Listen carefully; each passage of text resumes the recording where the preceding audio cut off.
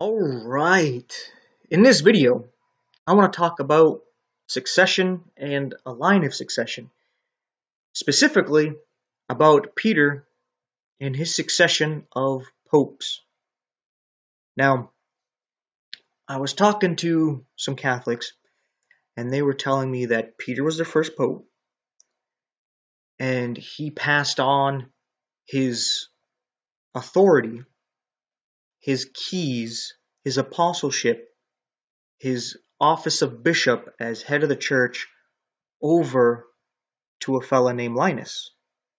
And I have a picture here showing Peter handpicking Linus. He's passing him the torch so that he can go on, and you assume later on he would pick his successor, and so on and so forth, right?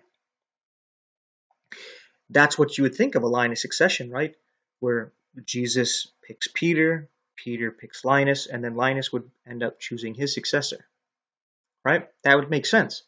Yet that's not actually what we see, because somewhere down the line that changed, because the current pope and popes before him for a while now haven't been passed the torch. They've been voted in by a different group of people that don't have to do with the current pope. So it's not a line of succession at all. It's like they were telling me that the papacy is in office. And I was like, oh, exactly. So it's not a line of succession, because you use the United States as an example, and there's the office of the president, right? Well, George Washington is the first president of the United States, and Joe Biden is his successor. But George Washington didn't pass the torch to the next president, handpicking him himself, and that happened all the way until we got to Joe Biden. So basically, George Washington passed the torch to Joe Biden. No, they have two different beliefs, ideas, uh, political stance, right? They're not in agreement. So even though Joe Biden's in succession of George Washington, that doesn't change a thing, right? I mean, that doesn't uh, mean that I so supported George Washington because he was a great man and he had these great beliefs and ideas, and he established the United States, and because I back him, I'm also going to back Joe Biden. And I'm not doing this to pick on Joe Biden. I'm just using this as an example. Joe Biden is not George Washington. So just because you back George Washington doesn't mean you're going to back Joe Biden, right? Because there's succession. We can even make it more recent so that people can relate. Let's go with Obama, Trump, Biden, right? It's Democrat, Republican, Democrat. Obviously, a Republican's not going to pass the torch to a Democrat, and a Democrat's not going to pass the torch to a Republican, right? They have two different beliefs. They're not going to do that. So the succession is not a succession, right? Yeah, they're the next president, but they're not the successor of the one before him. Like, no one's going to say Trump is the successor of Biden. Not Biden, Obama. You love Obama, you support Obama? Well, you're going to support a successor. Trump is a successor, so you're going to support Trump, right? You're like, no, because I'm a Democrat and I support the ideology of Obama. Trump doesn't have that same ideology. I'm not going to support Trump. Well, he's the successor, so he completely changes things. Oh, you're a Republican. You have Trump. Trump's your president, right? Well, Biden is his successor. Well, I'm a Republican. I agree with Trump's ideology, not with Biden's. So this whole idea of succession, from Peter to the Pope we got now, is silly and straight up stupid, right? It's like they said, it's an office. So just because someone is sitting in the office of president doesn't mean diddly squat when it comes to what you actually believe and what you're actually going to follow, right? especially when you look at it this way. Let's say we got Peter here. We're going to compare him with George Washington. So we're going to say Peter's teaching certain things. He's such as, he is a stone built upon the foundation, Jesus, and we are lively stones who make up a royal priesthood that is also built upon the rock, Jesus Christ. Right? It's like George Washington and the founding principles of the United States, where freedom of speech, freedom of religion, right to bear arms, and such, right? That's what you're standing for, right? The actual principle of the start of the church and the start of the government.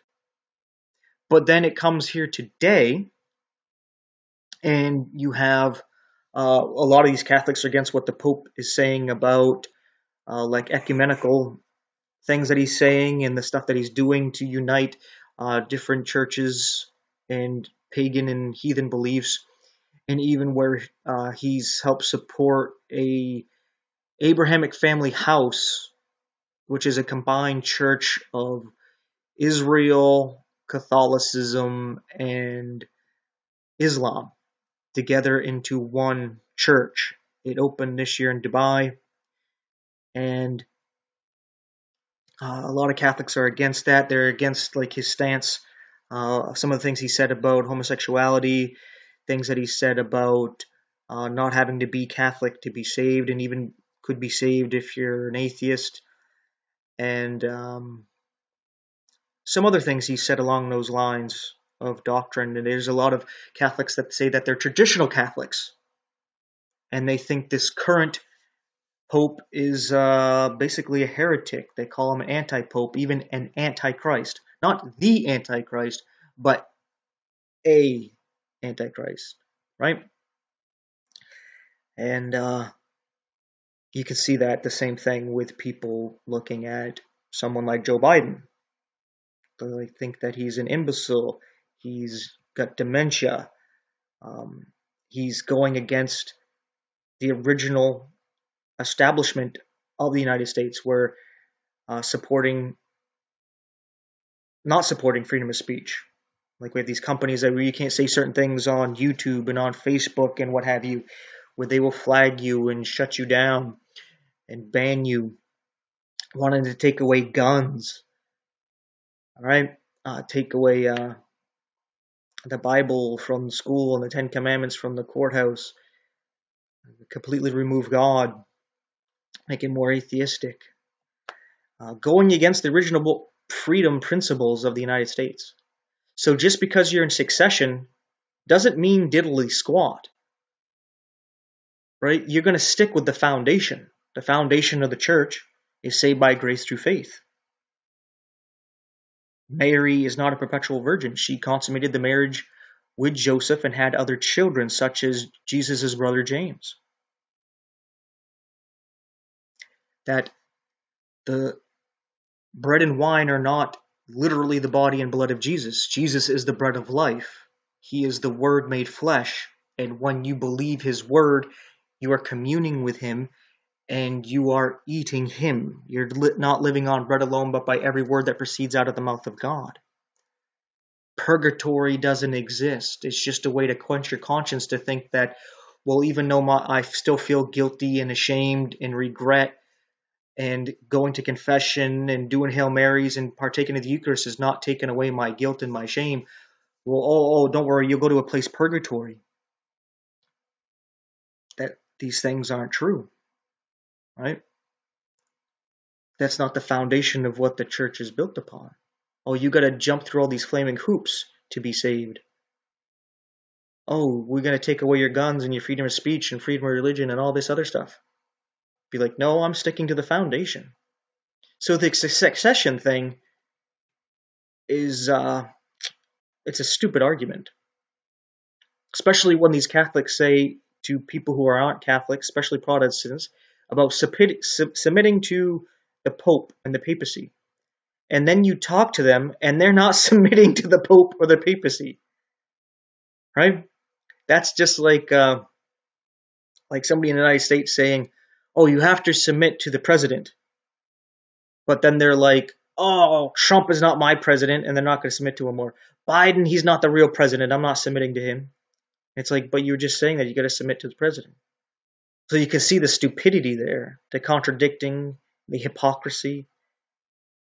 It's why people generally don't convert to Catholicism, because it really is stupid. It's a cult. And the people that convert to it because of politics or because of marriage. And that's why Catholicism is like Islam, where it has high birth numbers, because it's the only way to keep up their numbers. Because you're not going to reason people into Catholicism. You're not going to reason people into Islam. It's not going to happen. It's not appealing. It's obviously stupid, such as this. And yes, I know I'm not going to win many people over by calling it stupid, but I'm not winning people over by being nice about it either. So, I'm just going to be me, and you get upset about it, cry about it, right? The truth's the truth, in spite of your feelings. I'm not your enemy just because I said something you don't like and that disagrees with you, right? So that's that. Thanks for watching and take care.